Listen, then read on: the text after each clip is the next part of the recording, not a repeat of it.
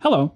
Hi. Welcome to Summon Greater Podcast. A podcast about homebrew and homies. We have yet another homie this week. We're just racking them up. This is Erin.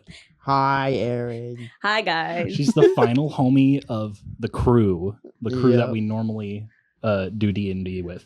The last one. You've collected them all. We've collected them all The finally. Infinity Friends. That's us. That's what we should call ourselves. There we go. That's the new group chat. Yep. We wanted to introduce Erin today. We've been kind of doing bios for everyone on one campaign in particular, everyone's characters. But today, before we get to that, we just want to talk about Erin because she's our friend and she's got history. She's a person, an individual. Thank Can you believe Thank that? you, Sam. That's so wonderful to be You've noticed. experienced- Are you self-conscious yet? Yeah. Oh my God. Yeah. I think so. In your life, you've had experiences. A few. Speaking of which, Erin is a very talented and accomplished thespian. Thank you. And she doesn't like that at No. all. I love compliments so much. We figure that that has quite a lot to do with D&D. It certainly has over the years.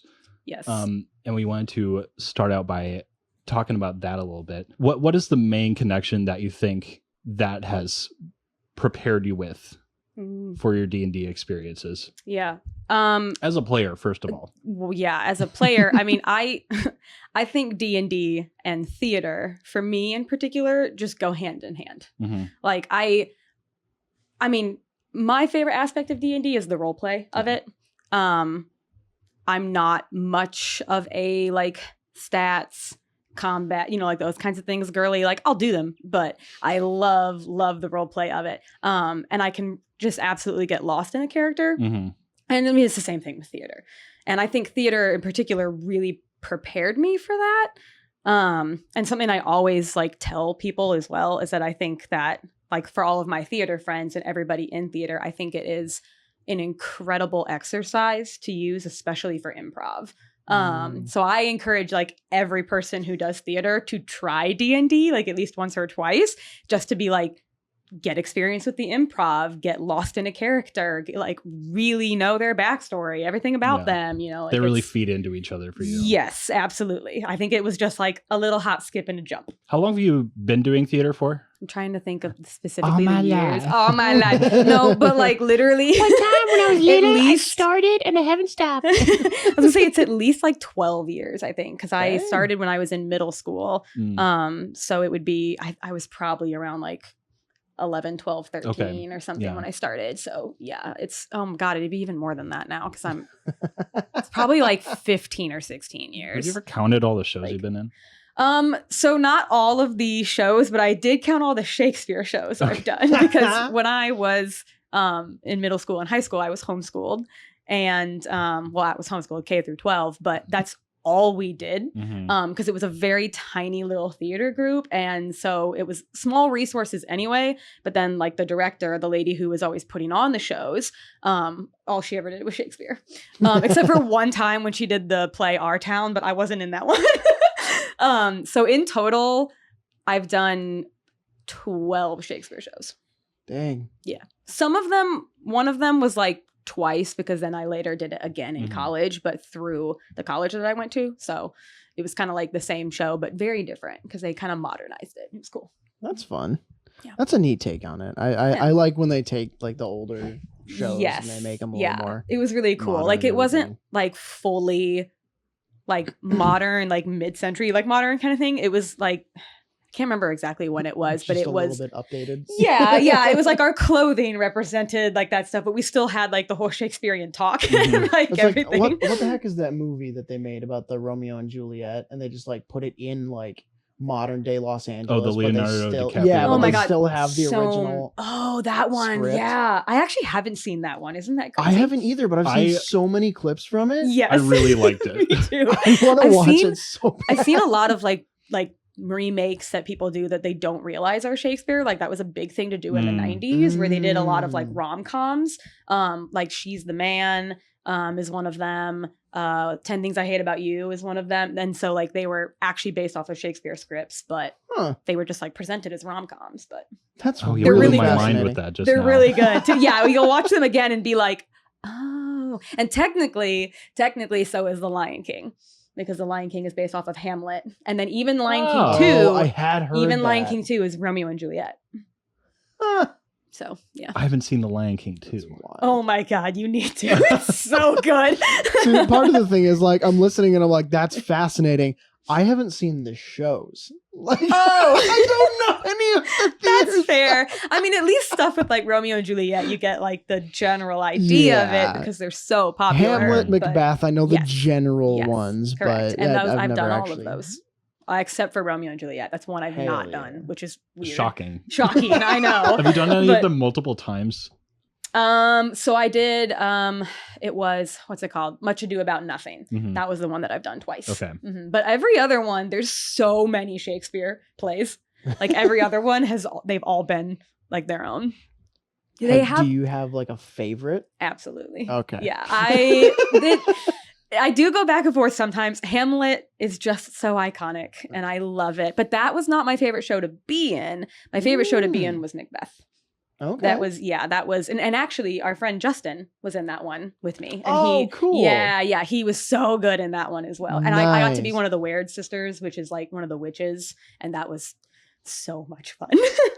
Awesome. There you go, Justin. You got called out again. Won't be the last time. Doing more cool shit. Forgot to tell us about that one. Ugh. There's a treasure trove with that guy that we need to He's- dig into. Your friends are multifaceted. He doesn't know that I've done a Nardwar style deep dive on him. Oh my God. Gonna Guns hate Garcia. Sam's just over here like looking up like, where is Justin? Bro, you know too much. What Kanye do? Oh no. He's got an IMDb. That's all I'll say about that. I don't know if he knows that. I didn't know that's that. hilarious. That's pretty amazing. Hey, so do you. I do? I'm gonna have to look this up now. Scary. Speaking of the connections to D&D, though, who first got you into D&D? Who was the person that pulled you into a room by your ankles and wrists? Speaking of another connection, my sister Bailey, she's also been on. Mhm. I was actually a part of the original campaign that she did, Mhm. which is the one where our brother kind of like got together, which was really totally unexpected if you knew anything about our family. And Bailey, I guess, kind of always been like into it, like on the down low, and always been interested in it. Mhm. And then it was our younger brother who said, with a couple of his friends, he was like, hey, we kind of like maybe want to do D&D. Do you want to DM it? And she was like, yeah, okay, wow.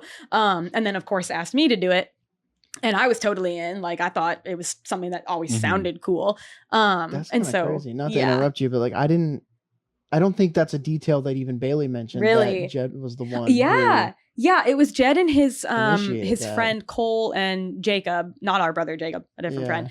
And those three were kind of like, I honestly have no idea like how it came about, if they just randomly thought of it one day.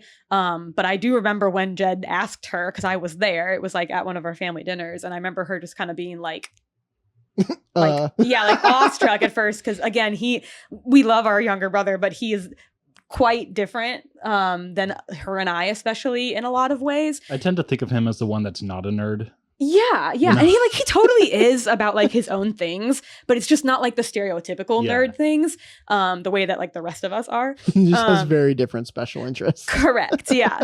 And so yeah, it was totally out of the blue for him to be the one to do it. Mhm. So we did. And obviously Bailey, I know Bailey's talked about it on the podcast before, episode 27. Go look Wow, that she's got one that up. memorized. Mhm. Dang. Yeah, I do. That was a really good episode. You should look it up. It is that good, was yeah.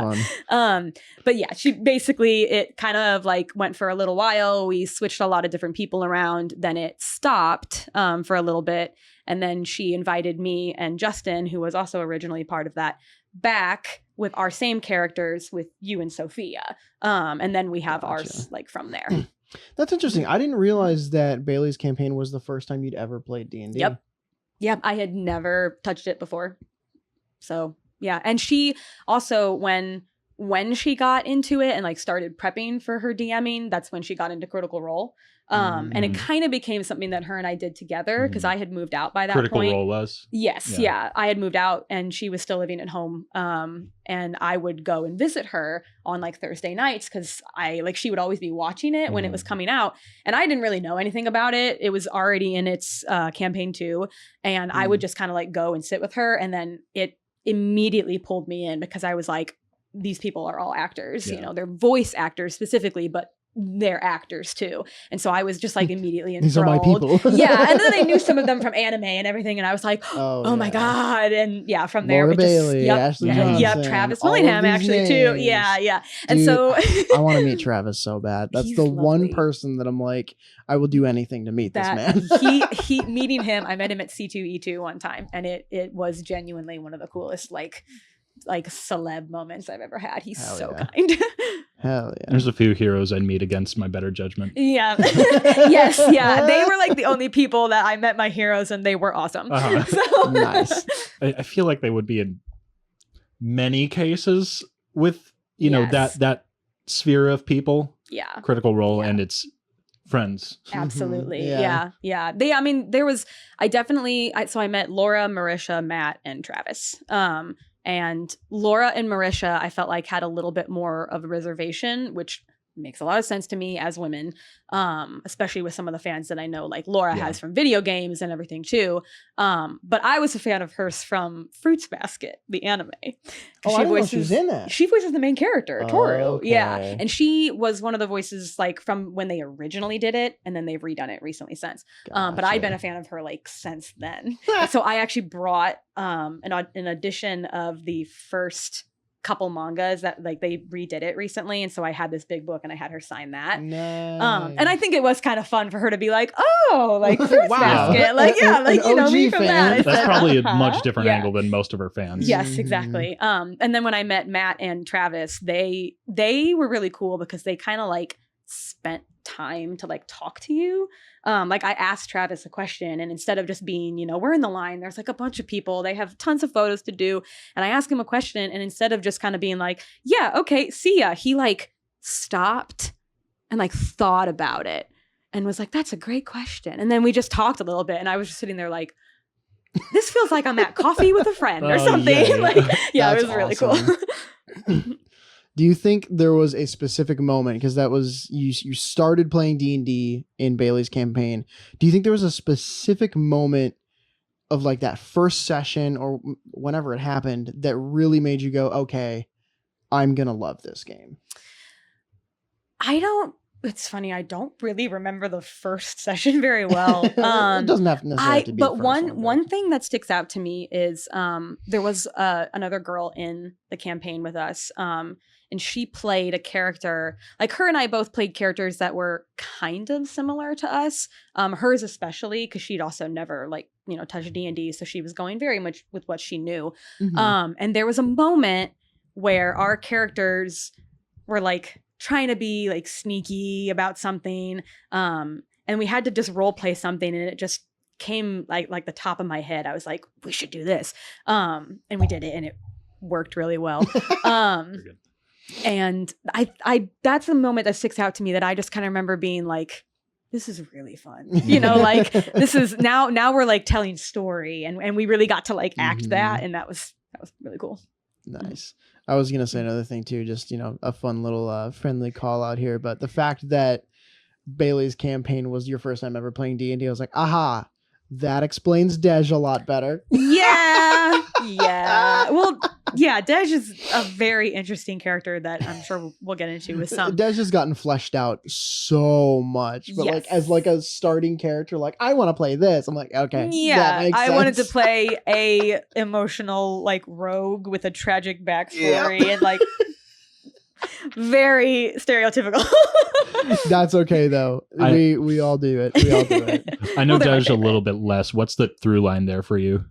Dej has developed into an extremely, really like fleshed out and really cool backstory and personality and super, super multifaceted character. when I first joined, I was like, oh, haha, Erin's playing an emo rogue. Yeah. That's funny. Yeah. And so like Yeah. realizing I mean, like that he was is. your very first character ever, I'm like, Yeah. yup, I've been there. For sure. Well, I have a history with rogues too. Like I've always loved like the thief, the scoundrel, you know, like that kind of thing. So Mhm. I was like, well, I want to play it this time. There's an interesting question there. I'm gonna Yeah. divert a little bit off of our script here. What specifically draws you in about Rogue? Aside from the fact that they're hot,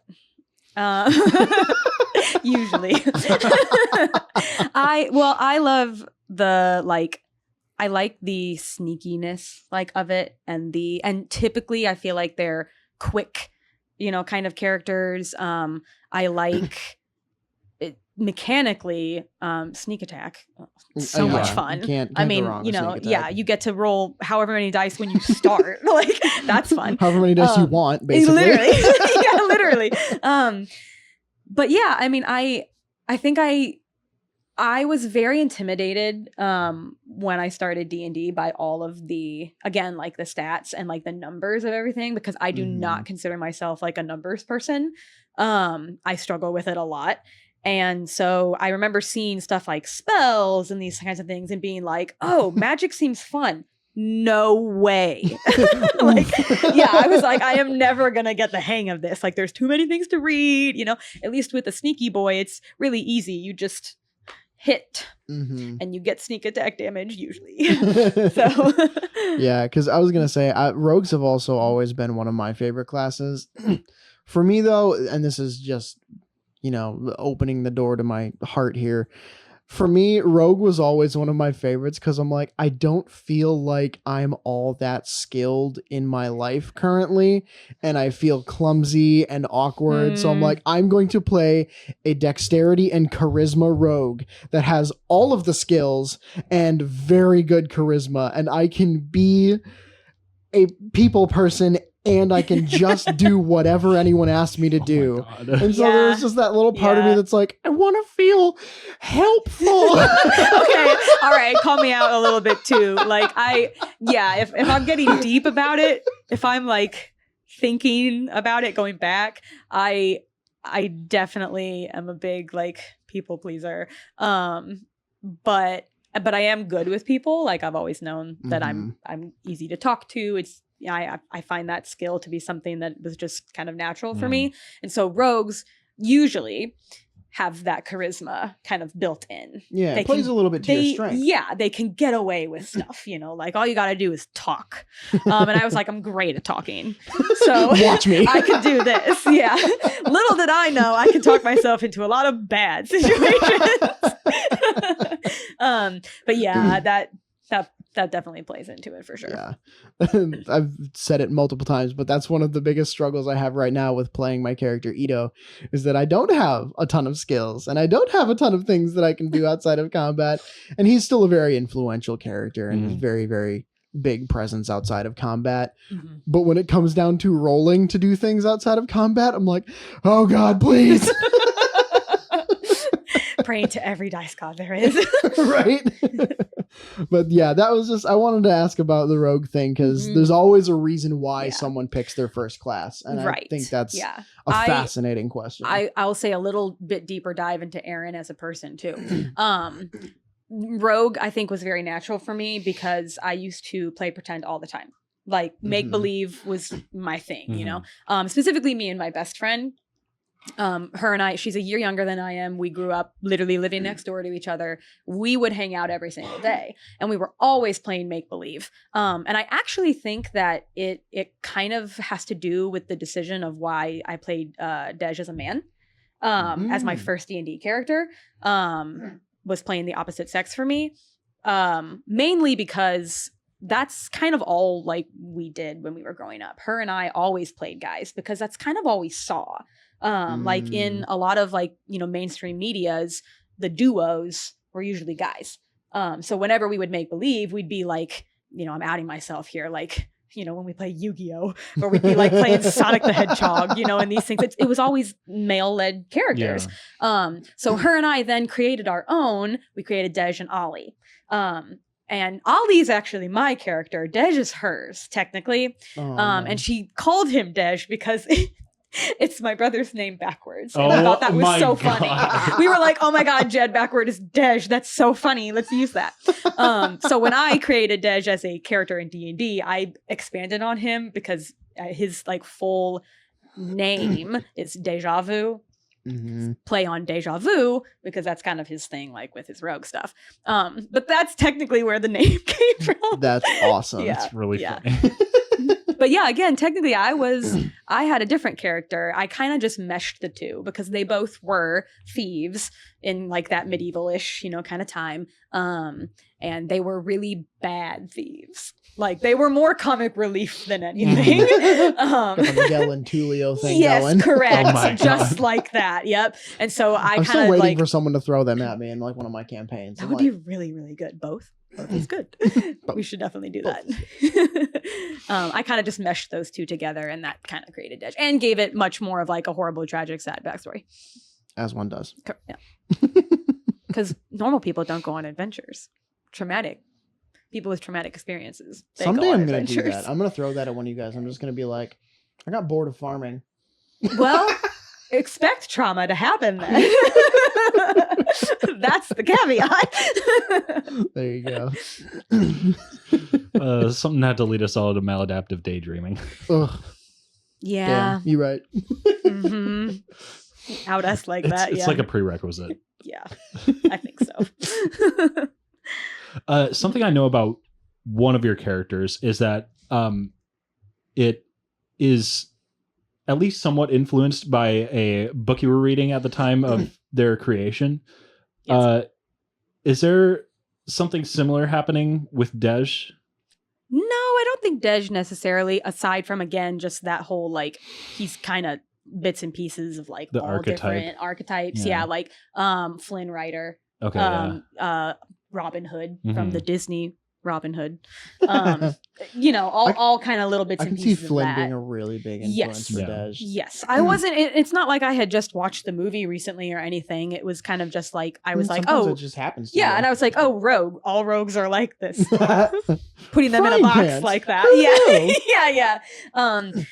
No, yeah, with Dej not specifically, but with that character, I know exactly which one you're talking Yeah. about. And yes, that's Do you the want to talk about that a little yeah, bit? yeah, Or- sure. okay. That's my character, Kazimara. She is actually for Skyler's campaign. I'm learning things here too, folks. Yeah. She was basically cut and copy the character Inej from Shadow and Bone, Okay. which I was actually watching when I created her, and then I have since like read some of the books and stuff that she's been in. Now the funny thing about her too is that I will be 100% honest, I was lazy about it. Skyler wanted to do this campaign and I was like, yeah, I absolutely do. I was super like burnt out, tired, and fried in my personal life.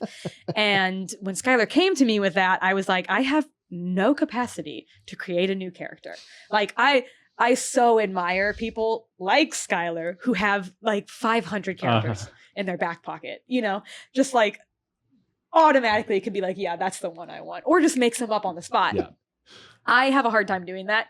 Let me tell you that D&D Beyond file's getting a little too big. Really big. They say unlimited characters. Skyler said bet. 388? All right. Yeah. I have like 20. Maybe.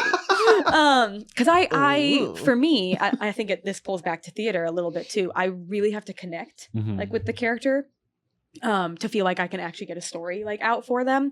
So with Kazi, I connected to her character of Inej in the books, and in the show, I just was like, I love her. This is so amazing. I love all of these people because she has a big like group of people.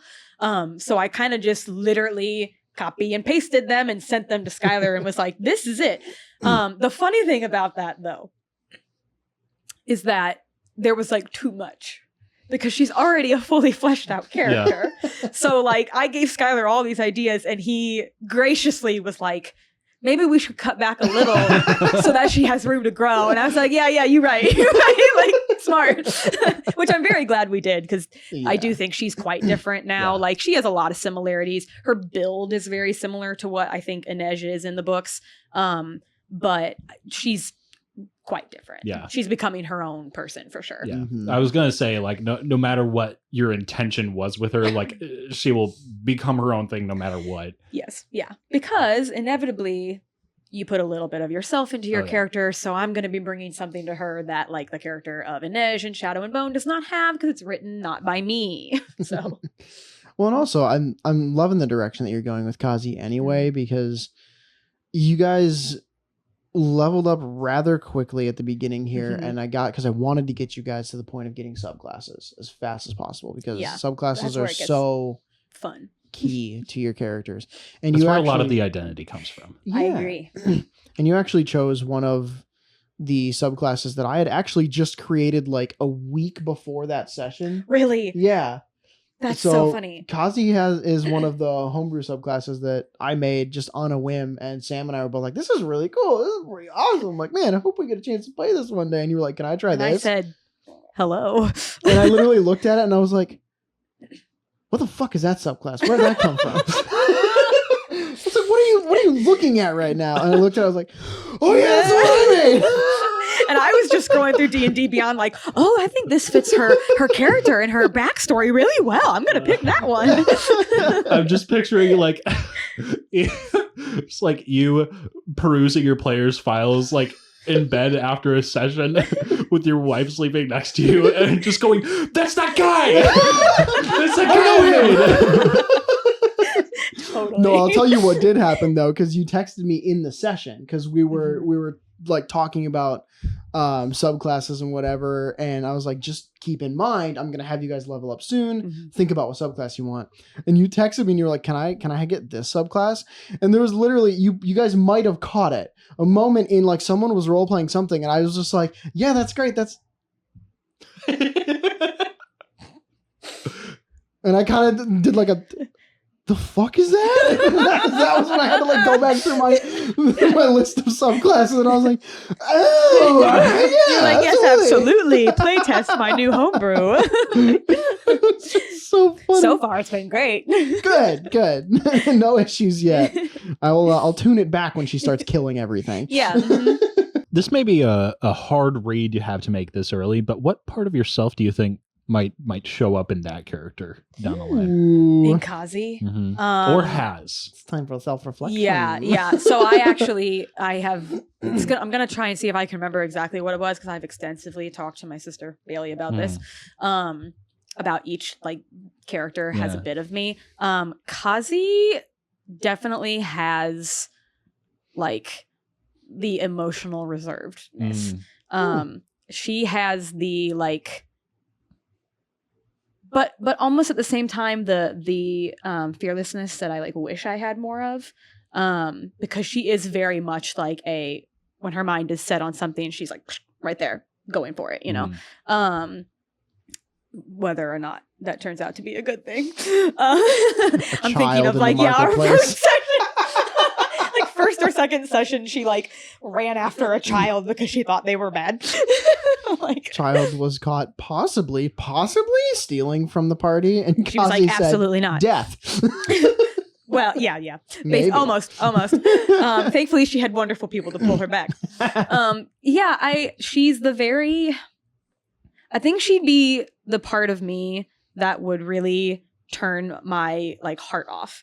Like she's the like logic side of me that if I did not have emotion, or if I did not have like more awareness, I'd be a lot more like Kazi. Yeah. The role that Kazumara plays in this party is really interesting to me, and one of the parts of the campaign that I'm really dying to explore, because she's the most different.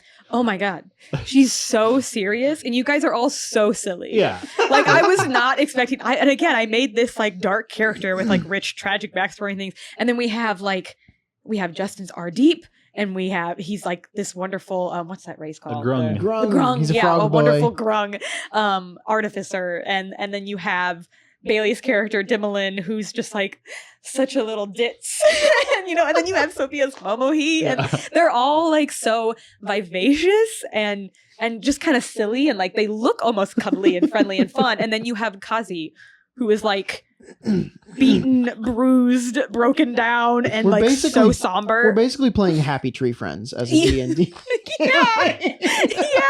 yeah. And so here I came with this character who I did not think was going to be like the solid ground of the party, and yet she's like very level-headed, probably too level-headed for how fun these characters are, but it's very interesting. I'm very glad that at no point did we really talk to each other about character creation. None. Y'all just rocked up there and Absolutely you were none. like, this is what I'm doing. Yeah. And everyone else was like, oh boy. Yeah. This is, Yeah. of course, the campaign we've mentioned before where several of us were like, I'm going to play the silly one. Except for me. And we got all silly ones. Except for her. So I came in, that first session was so funny too, because I remember everybody describing their characters and things, and I was like, Uh-oh. oh man, this is gonna be a vibe shift. Like, as soon as I start danger. talking, it's gonna be bad. But it's been very fun so far. Yeah. Very good. And it's been hard to like, it's actually bringing it all back to acting. It's been hard for me to like stay in her. Yeah, because there are so many times when like Erin wants to be like, oh my God, absolutely follow, this funny trail, follow like what they're doing. But then I have to be like, no, Kazi wouldn't do that, and so it's hard sometimes to really bring myself to be like the downer. I don't find myself to be that kind of person in real life. Yeah. So. Well, and like the pressures of that social situation in game are such that the demeanor of the party might push Kazi toward leadership, but she doesn't want that. No. Like at all. Not at all. No, she's the farthest thing from a leader. Yeah. Even though she might actually be, she would never think I that think of she has the herself. capacity. Yeah. But she does not fucking want to. No. I have my theories on who's going to kind of emerge as like Mhm. the front runners of this group. And I'm really excited to see how it shakes out. Yeah, I'm excited to learn more about your character, because so far Sam has been very coy with his character. He's been very, I feel like, hands off with some stuff. He's So a I'm cheeky little bastard. yeah, that's fair too. There was a moment coming back to like the character moments, but there was a moment that Kazi had with Justin Zardeep that was very hard for me as a player, as a person specifically, because I knew Justin was going through it in real life. Mhm. And we had some really difficult stuff happen, and Kazi like kind of blew up at him, like kind of was like, and it was very much a blow up, like you need to get your shit together, like you're taking all of us down basically, which is not something that I would be like calling someone out for. And I just remember being like, I was tearing into him, and in my head I was like, this is too much. I was like, you need to pull back. But Skyler, the shout out to Skyler as just being a very wonderful DM, really pulled all of that together. Good. Yeah, that session ended up being very good and very deep, because then it did open up a lot of conversations for us. But in the moment, man, I was just like, this is not the right move, but I gotta follow through. Like, I gotta finish what I started. The only commit is the overcommit. Yeah, Yeah. correct. This is the way. That was the most recent session of that campaign. Yeah, Okay. yeah. Yeah. That's right. Wow, it's been a while. Yeah, that was the last session we played. Gee. Next one's Everyone tomorrow. got attacked by a dragon, buried under rubble, fought with each other a little bit, and then saved Radeep's mom from Mhm. dying. Yeah. And we had a party split up when we were stuck under the Yeah. rubble too. Oh, yeah. So that was another issue. Yeah. Is that there were certain people, I think if there had been other people around, it might have been slightly different. But like the people that ended up with Kazi and Ardeep, it was Kazi, Ardeep, and Momahi, wasn't it? Mhm. Yeah. Mhm. It was Because so it was Dim and Oz that were stuck in the Mhm. other one. you guys, yeah. I think it might have been different if other people had been there. But Yeah. I mean, of course it would have. I will definitely say, just peek behind the curtain. That was so strategic. I chose who was going to be stuck with who, and I chose Good. because the last few sessions I was like, talk about backstory. Mm. No, I'm gonna make you do it. That's my favorite thing to do as a DM, is to just be like, you're going to figure this out. Go on. You're on your Tell own. them about your trauma. Yeah. And if you don't want to talk about it, too bad. I'm going to make you. Mhm. Speaking of being a DM, though, you have also DM'd Yes. a campaign. Yeah. I've DM'd too, actually. You have. Yes. What was that like for you? Two very different experiences. Similar in a lot of ways, but I actually started my campaign in 2020 as well. Because so the way that it all came about was we had played Bailey's campaign for a while, and then that one had kind of split off. And I just loved D&D. And I was in a theater show, actually, with a bunch of friends who I found out also loved Critical Role specifically. Oh, cool. And so I was like, my people right away. and a lot of them had never played before. And so I was like, well, like, would you be interested if I set something up and you played with me and stuff? And they were like, yeah. Then this was in like January, February of 2020. So March hits and we shut down, and specifically the show shuts down too. Ooh. But I was like, well, I still have this idea and I still really want to do this. So I emailed like a bunch of the cast. I had Bailey was in it as well. And I just told them, like, is this something that you like want to do? And so I fully did it online at first. And it was very, very scary at first. But Man, I also starting your first campaign online, like, yeah. props to you. And Well, I'm sorry. And I did. Thank you. I appreciate it. I did also start with using other material. I was, again, Critical Role was a big inspiration. So the Wildmount book had just come out, The Explorer's Guide to Wildmount. So I bought that, and I decided I was like going to make, my campaign from that.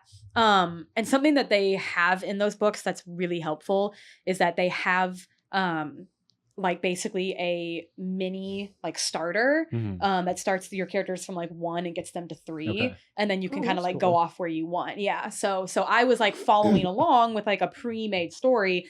Then I expanded into my own, but it was still a pre-made world. Gotcha. That kind of thing.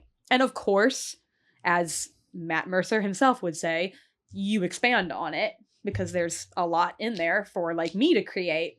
But eventually, the more I played that and the more my creative brain just started like growing and expanding, I realized that I really wanted to create my own completely, because there were certain things in it that had been established that were like, I could change them, but it'd be weird to change them now, know? Yeah. And so I decided that I was going to create my entire one by myself. And that's my second campaign. Nice. I will say I've never actually played with like pre-made content for like story. That it's weird, but playing with someone else's material has always scared me way more than playing with something that I've made. That's so funny. I was so the opposite. Because for me, I'm looking at it and I'm like, if I screw up what that person wrote, I'm not going to forgive myself. If I screw up what I wrote, I can look at it and go, it's fine. I'll just retcon. And see, I did not have the confidence in myself to believe that I could like control that. Because that's probably what it was for me, was this big amount of control, is that I was like, if I, fuck something up in a story, how do I fix that on my own? If I, and I still struggle with that a lot, because I feel like my stories are so huge and have so much going on that I'm like, wait, does this connect to this? And if this thing connects to here, does that mean this thing is wrong? And oh my God, they're going to find that out, and I get very in my head about that. Well, we talked about the same thing with Justin for a little bit when he was on the last time, where it's just like, there is such a thing as over planning. Absolutely. And I have absolutely fallen victim to that. Yeah. Like me over here with like a freaking 20-page document for one city you guys haven't gone into yet. Like, yeah. Inevitably, with all of us as DMs, we way over plan, and then it ends up being totally okay. But then after the fact, we're asking like, did I do enough? Oh my gosh, the imposter syndrome. The imposter syndrome is Yeah. so real. After every session I DM, I'm like, did you guys have a good time? Like, everyone am I happy? really horrible? Like, And part of it's like, every DM in our group is like one of our closest friends. yeah. And like, we hold them to we think of them rather Yes. at a much higher standard than we could I ever agree. imagine ourselves at. Yeah, it's such a good point. And I'll say to that point too, something that is interesting about my first campaign that I did was that I was not very close to the people in it. Mhm. I had Bailey, my sister, that I'm extremely close to. And then everybody else, one of the guys in it I had done like theater with before, and I like knew him for kind of a while, but basically everybody else I met through this show. And then it shifted people a lot. We had lost one guy pretty much like fairly after like the first 2 or 3 sessions, because he like had just had a baby with 3 other kids and just had a life, and was like, unfortunately this isn't a time commitment I can have. And I was like, that's absolutely fine. But Makes then sense. one of the people in that had a partner who had always wanted to start D&D as well, plus another friend that had the same thing. So another thing about me and Bailey was the only person who knew and had played D&D before for my campaign as well. Everybody in it had never played either. So like that was also like starting, with new people. And then Sophia later joined. She'd obviously played before. But yeah, we lost one other person from the original party, and then she joined as well. So Gotcha. yeah, that one, but that was very scary as well, because I was like, I'm starting this new thing, but you guys aren't. And I would say this too, I love all of them in that group, but I was not as close to them like as I am as close to you guys for sure too. So there was also this barrier of like I know you guys, but I don't know you like super well, and you don't know me super well. So I'm afraid that I'm going to mess something up and you're going to be like, who is this person? I don't know what I can throw at you yet. I don't know what you're comfortable with yet. Yeah. And I did still send Waivers. like All the waivers. you got to sign on that. No, I did a session 0 and, the whole like consent form and everything like that. But there's stuff that sometimes comes up, and I was very afraid that I would be, extremely not great at some of that stuff sometime, but who knows? You don't really learn the depths of people's boundaries doing that. Yeah. Like you gotta spend time with them at least as much as we have. Right. And I'll say like in the campaign that we're doing now, like I definitely feel a lot more comfortable with you guys, and a lot more comfortable to explore stuff that I maybe wouldn't have before. And that's absolutely not a testament to those people at all. It's specifically just me and like how close I am to people. Yeah.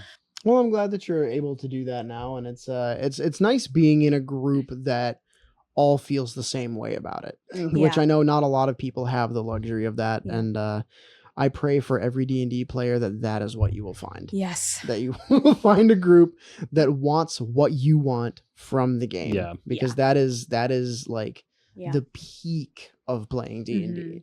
And that was the first campaign that I did. I no longer do it.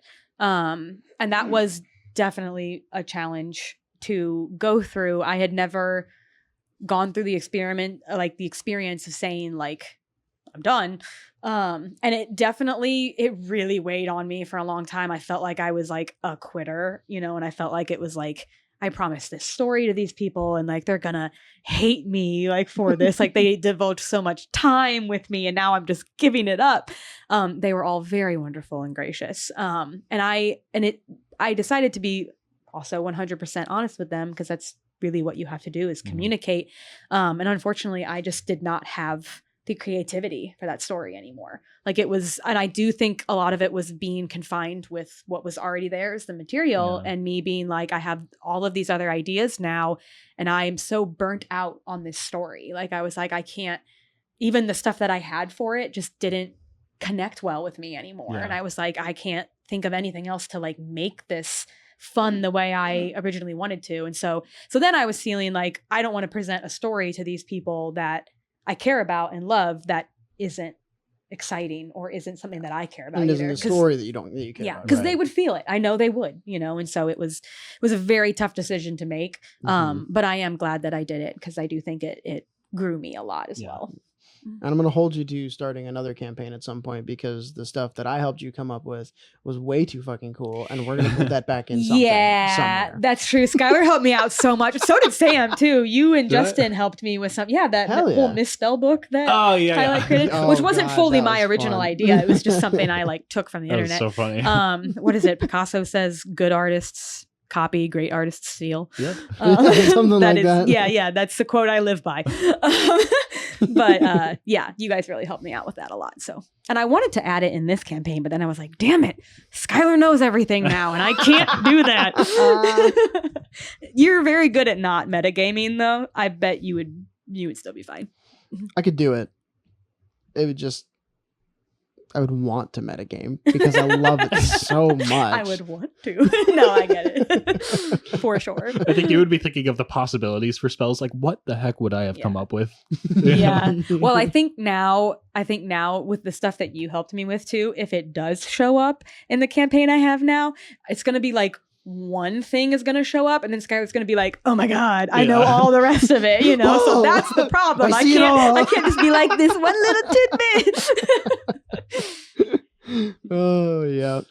I'll say this. I've been in some campaigns before, run even by very competent DMs, like experienced ones that were from existing content, like using that world of Tal'Dorei even.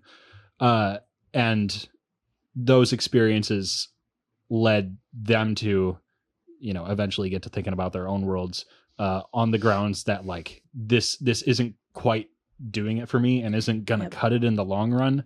And in DMing those scenarios, they figured out what they wanted from their own world. Do you feel like it went that way after your first campaign planning your second? Yes. Yeah, that's a great way to put it. I had started creating all of these things that I think basically what it was is that I started with a square hole and I was filling in the pieces, but then as I started creating, I was creating circles.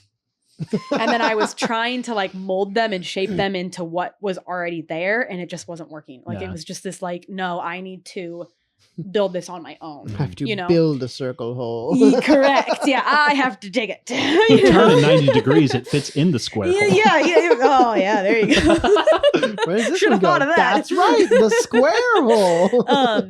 Yeah, and that was kind of when I realized that I was like, if I have these ideas, instead of trying to fit these ideas into something else, I need to expand something else around these ideas.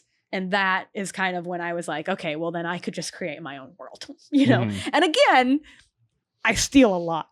Like my world is very much like bits and pieces of media that I love or video games that I love and that kind of thing. Here's the thing. So is the media that we love. Exactly. Yeah. Because there's only, what do they say? There's only like 7 original stories and everything is like branched off of those. You literally were just talking about how some like rom-com movies are stolen from Shakespeare. Exactly.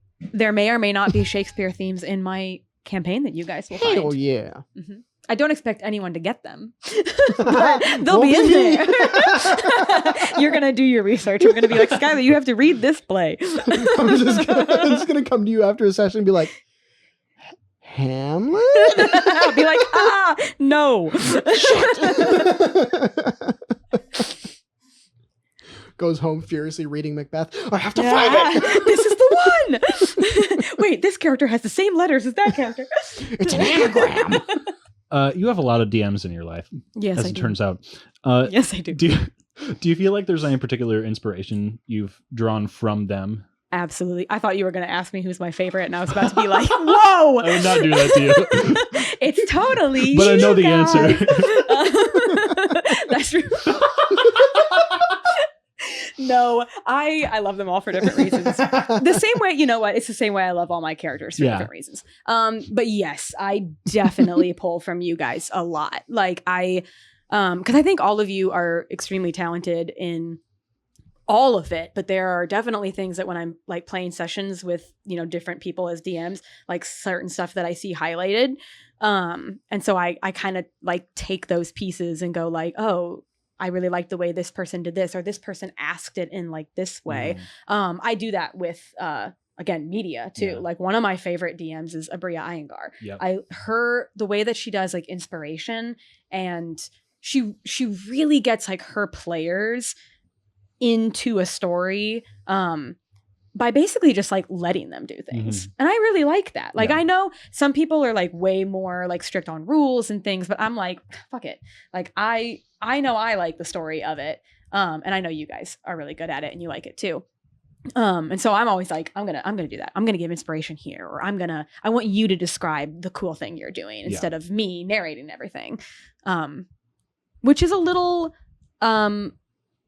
that is definitely letting go of the reins a little bit for me. I'm a big control person. And as we stated before, I think one of the points I struggle with as a DM is writing a book. You know, I'm not writing a book because you guys are writing it with me, but I fall into this hole of writing a 20-page document for a city, and then I'm like, but these people might never touch any of this, and I should be prepared for if they want to follow the weird trail that's like down an alley and they meet a freaking cat, or you know, like you never know. And so I'm always wanting to expand my improv of that. Yeah, because again, I said it before with theater, I think it's a very good exercise.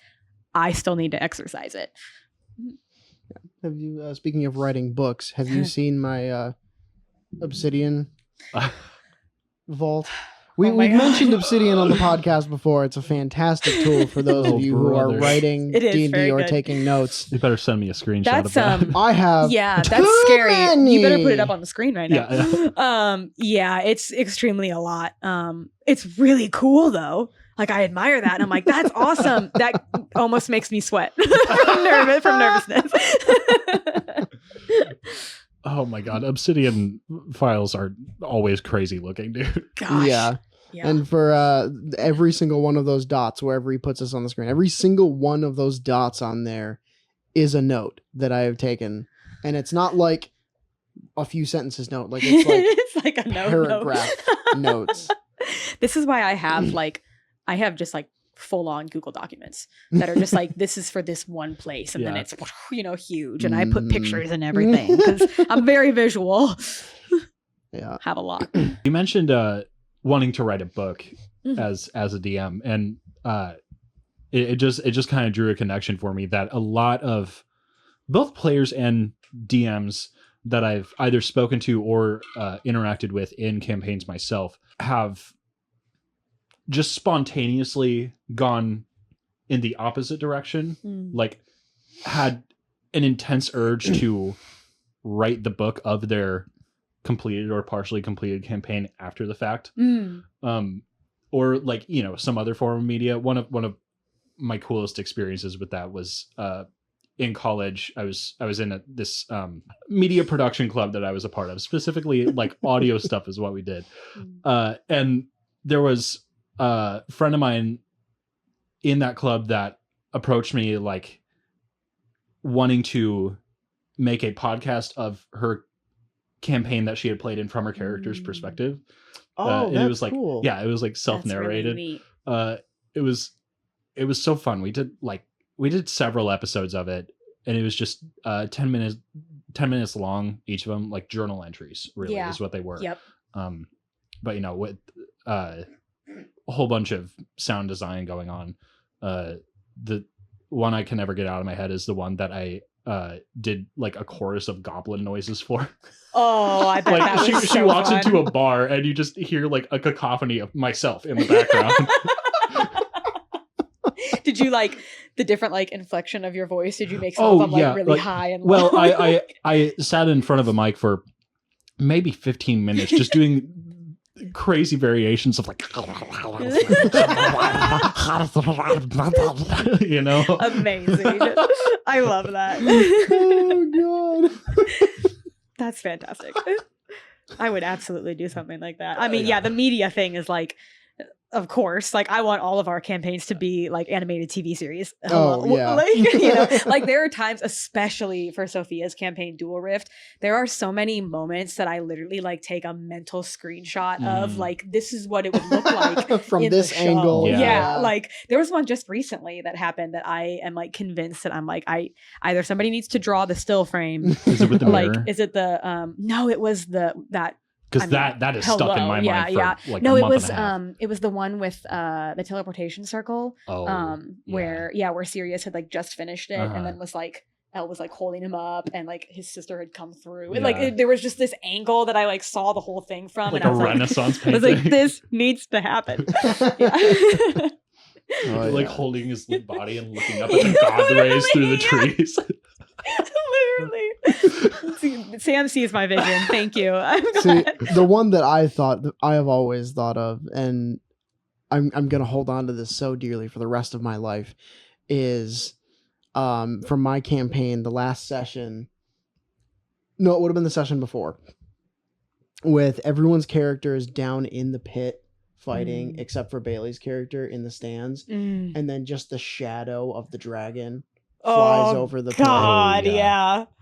Ooh, like I thought about that one and I was like, giving yourself chills. I'm imagining like a crazy high like FOV and she's just in the center of this arena. Oh that's really or vivid. like if you're seeing it like in like an animated series or something, like the frame would be close up like on her face and then you see the shadow and she goes like, and like you can like see it pass over people, especially the dichotomy of that episode too, because like the very beginning would be kind of circusy with the announcer and everything. Yeah, it was your MMA announcing. I recorded that. I hope you know. I recorded some of it. I didn't get all of it, but I have some of it on like I had it on Snapchat for a little bit. So good. And I was like, that made me so happy. It was so funny. So fun. Like he came out 120%. Like we all went like, oh.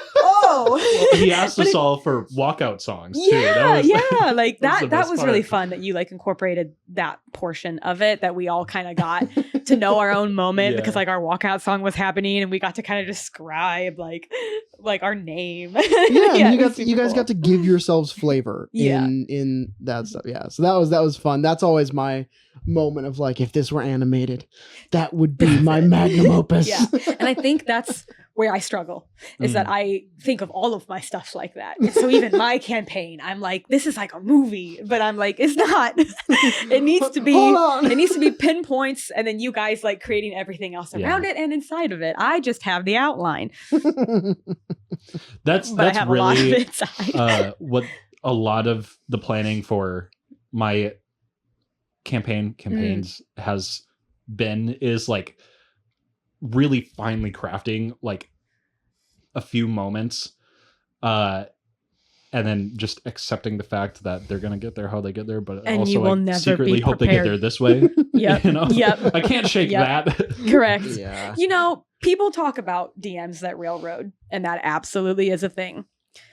But it also is not that difficult sometimes to get your people to go the way you want them to go. Because if they go the opposite direction, just put the thing that they were going to find there instead.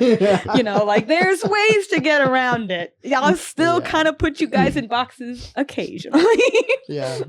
I mean, there's a lot of fun little ways that you can like kind of pull the pig in the right direction and it runs off.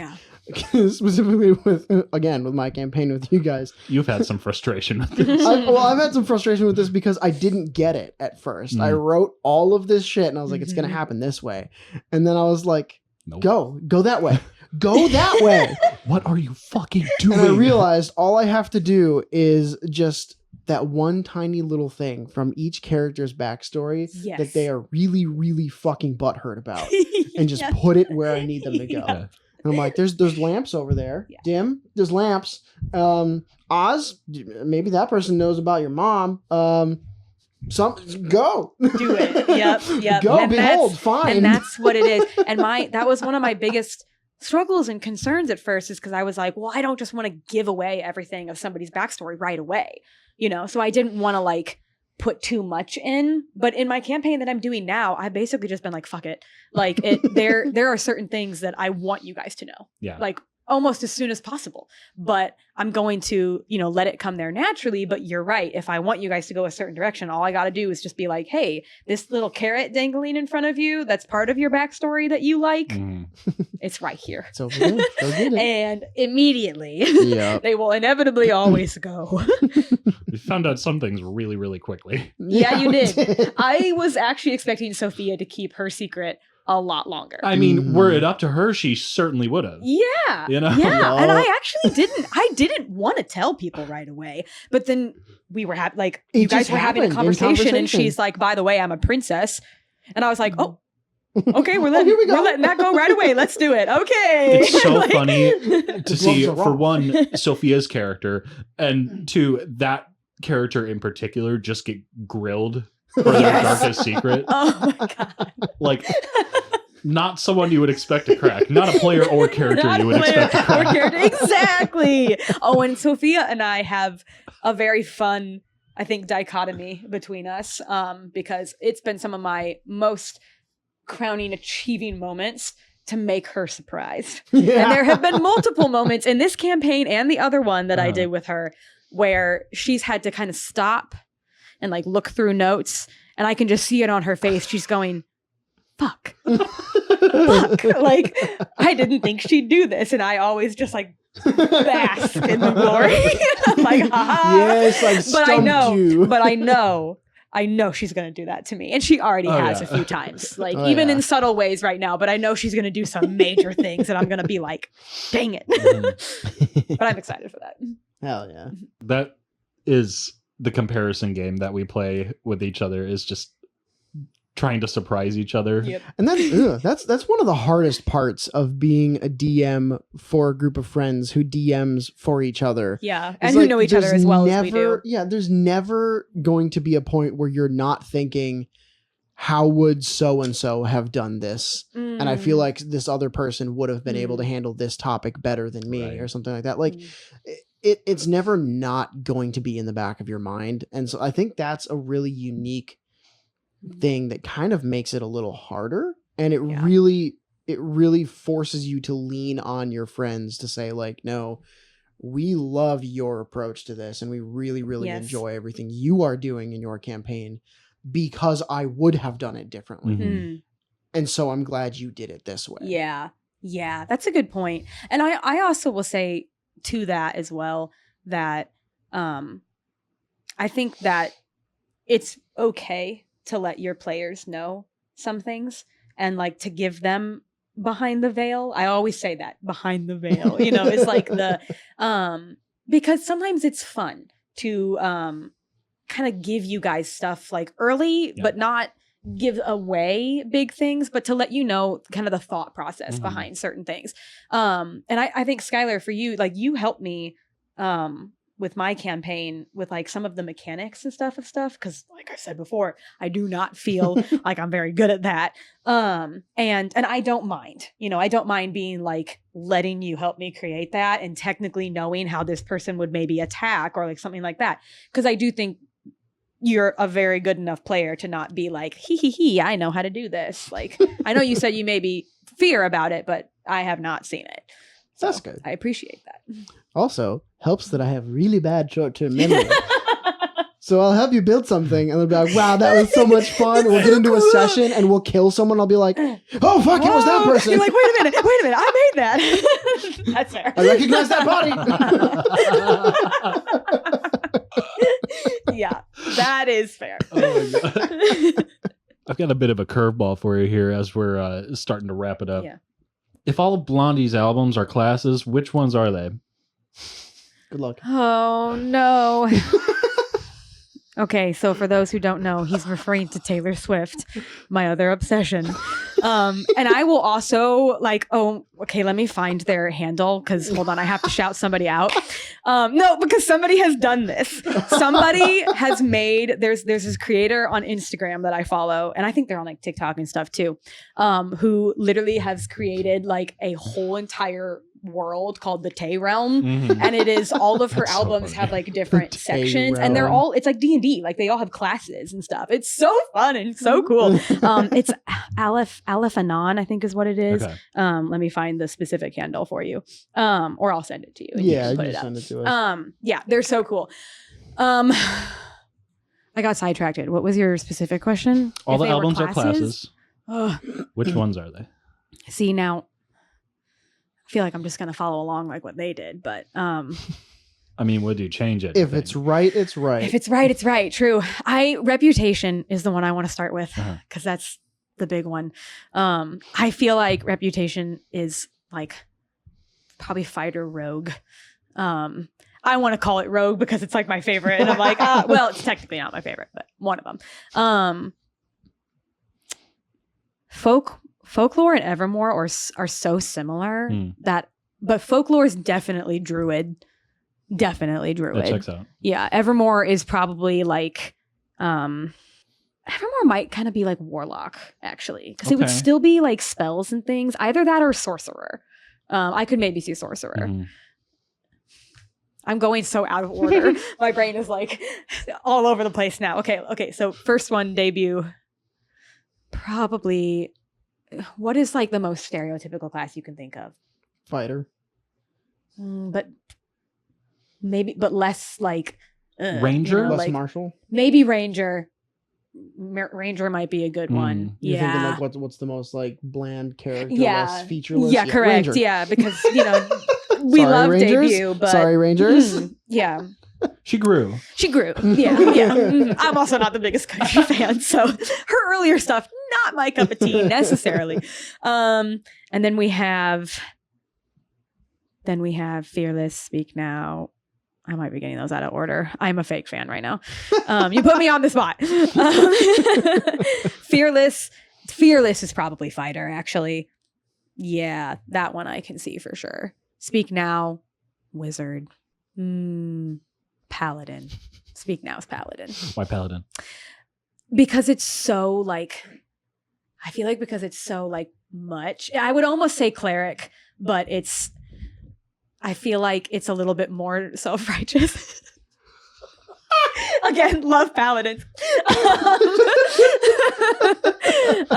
It's like clerics give me a little bit more goody two-shoe, like as opposed to like almost arrogance sometimes. Paladins give me a little more of that arrogance, which I feel like Speak Now kind of had. Okay.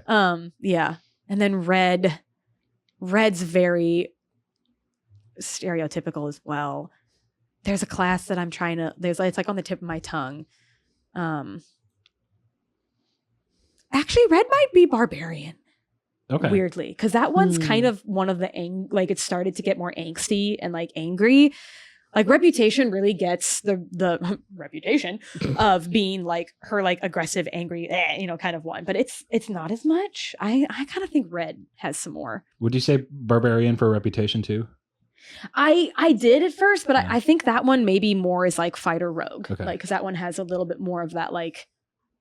Again, that kind of like sneaky, like That's I right. don't want to be Edge to seen. it. The edge, yeah, like the edge lord. Like I don't want to be seen, but like notice me, like, And I also just think fighter and rogue together would be absolutely stupid. Like your double attacks. are. Like, yeah, Turns yeah. out. Turns out. Where was I? 1989. Refrain from that rabbit hole. Yeah. Continue. Continue. See, I'm gonna get. Oh, Don't you have a fighter press, rogue? you press the multi-class button in my brain. That's an entire episode. Oh god. That's absolutely. I one. don't have a fighter rogue. Oh, I thought you did. Mm-mm. I'm thinking of something else then. shocking. No. Shocking, yeah. No, it's because there are far better classes to multi-class rogue with than fighter. Sorry, continue. There you go. There you go. I love it. Here we are. 1989. That's an album. That's not just me thinking about the year 1989. Good vintage. Good vintage. 1989 is probably, what classes do I have left?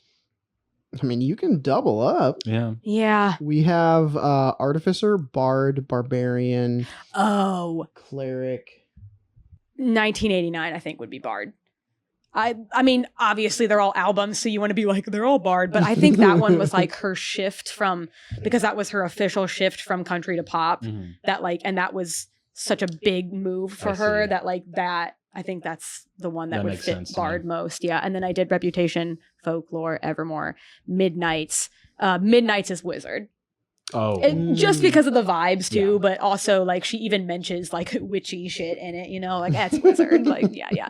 And then the Tortured Poets Department, I have to double up on Bard again. Cause that's one's the classic, like that's gonna be your what's the one that they have recently? College of Misery or something? College of Tragedy. College of Tragedy. Yeah, yeah. that's Oh, the- Clarabow. Melodramatic. Like Yeah.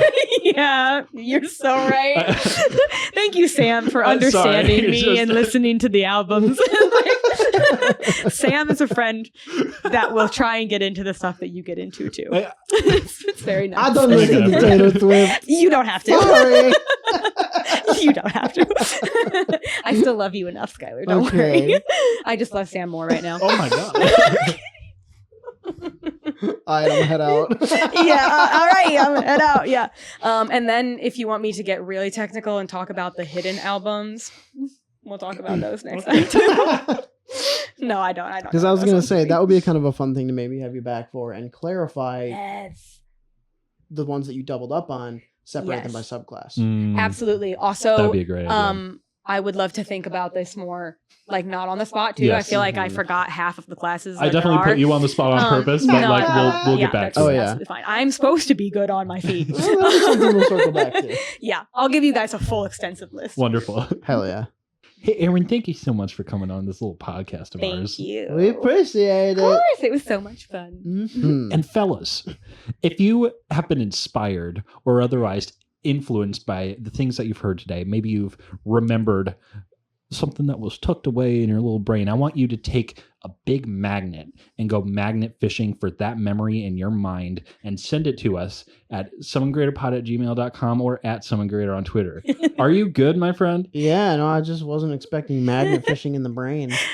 I like that. That's a though. good one. It's a great visual. I hope you don't have like a Neuralink implant in there, because if you don't do that. Yeah, don't actually put a magnet Just to your brain. keep it north enough it doesn't hit the pacemaker. You'll be okay. Send us your homebrew. We want to talk about your guys' creations as well. At some point, we are going to rake our friends over the coals and make them give us homebrew to talk about. So, True. Oh, yep. can't wait. Good luck. Mine will be all Taylor Swift related. There you go. I'll torture you too. That's lovely. Aaron says I'm going to twist Yeah. the knife. And I'm gonna call out if there's any Swifties listening right now. Tell them what you guys think. Was I wrong? Did I have classes mixed up? Tell me how stupid I am for not Mhm. listening. Tell him all your favorite songs. He'll love that. Oh yeah. I will probably listen to them. I just haven't gotten around to listening to Taylor Swift. Well, I told you like songs that you guys would be like. I gave you guys like didn't I give you a list of songs? I'm that sure I you would did. like? That was a Yeah. while ago. You should True. send it again. I'll send it to you. You definitely did. Yeah. I gave them a song that I was like, this one reminds me the most of you, and also this one is like kind of sad and tragic. And it also I reminds think me I of you. pinned that somewhere. Okay. I'll send it again. We'll find it or send it again, and I'll start listening. Thank you again for watching. Please like the video, comment, subscribe, do the algorithm things, because we're trying to find more people who will nerd out about our random bullshit. We'll see you in the next one. Bye-bye!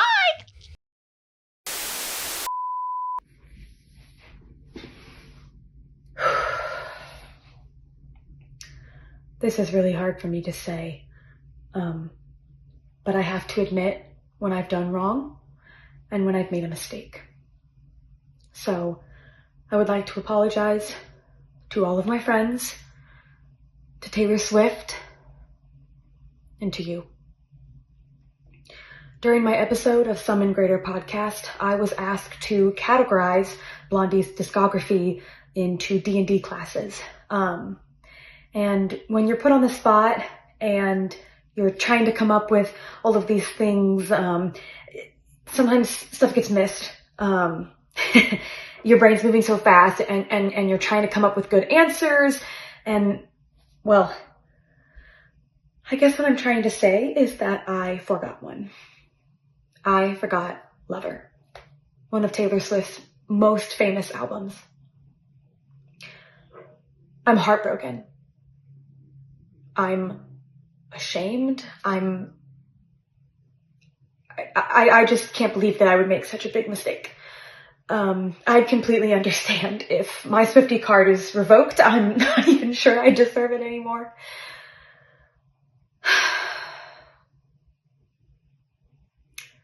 All I can say now is that I'm sorry. I'm sorry.